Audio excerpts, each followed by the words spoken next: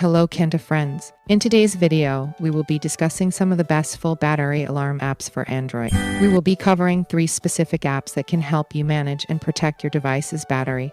So, let's jump right into it.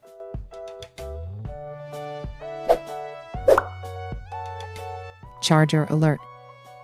Charger Alert is an application that provides a reminder when the user forgets to connect their Android device to the charger or when the battery charging is complete. This application helps users to remember to recharge their device's battery, ensuring that the device is always ready for use.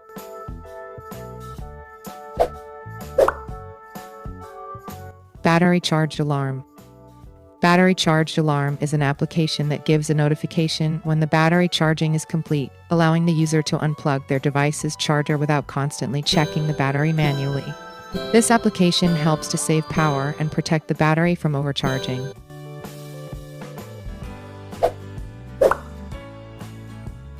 Battery Theft Alarm.